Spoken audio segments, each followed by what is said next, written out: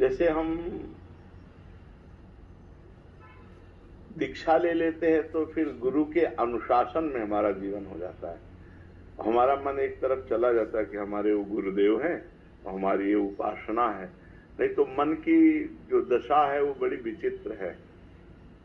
कभी ये धन प्रिय लगता है, कभी वैराग्य होता है, कभी स्त्री प्रिय लगती है, कभी वैराग्य प्रिय लगता है, कभी जंगल में रहने का मन होता है, कभी भोगों में रहने का मन ऐसे चलता रहता है, चलायमान है।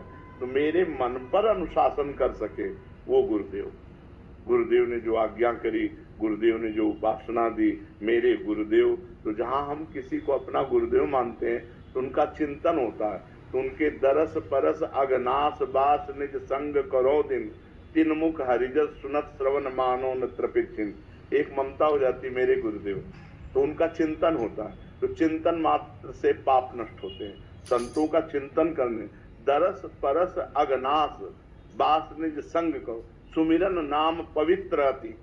उनका सुमिरन करना, उनका नाम चिंतन आ जाना, उनका रूप चिंतन आ जाना गुरु जी का, इससे सारे पाप नष्ट हो जाते हैं। और ध्यान मूलम गुरु मूर्ति, पूजा मूलम गुरु पदम, मंत्र मूलम गुरु वाक्यम, मोक्ष मूलम गुरु कृपा। इसलिए जो नाम जप करते हो उसी को गुरुदेव के द्वारा जब मिलता है तो उसकी विशेष महिमा होती है। और गुरुदेव के द्वारा मिला ही हुआ है। जैसे आप राधा राधा रट रहे हो तो कहीं ना कहीं किसी संत के मुख से राधा नाम सुना तभी तो रट रहे हो, तो हो गई दीक्षा, मान लेना चाहिए।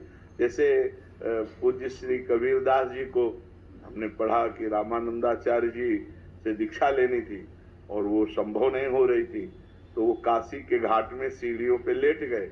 तो 4 बजे तड़के गंगा स्नान करने जाते थे, वो अपने चिंतन में थे, तो पैर पड़ा कबीरदास जी की छाती में, जी देखा उनका बेटा राम राम, बोले गुरुदेव राम राम, बस उसे ही दीक्षा मान ली और बड़े सिद्ध महापुरुष हुए। तो जैसे कहा जाता है राधा राधा रटो, अब मान लिया राधा राधा ये हमारे गुरुदेव और इनके मुख से निकला हुआ राधा नाम, हो गई दीक्षा। मानने की है, और एक कंठी बंधा लो, तिलक लगा लो और मनमानी आचरण करो तो कोई शिष्य हो गए क्या? वो तो नरक जाना पड़ेगा। पापाचरण करो तो नरक जाना पड़ेगा। बात समझ पा रहे हो? दीक्षा का मतलब होता है किसी संत से अपनापन हो जाना, किसी संत के अनुशासन से हमारा जीवन पवित्र मार्ग में चले, उसे ही दीक्षा कहते हैं।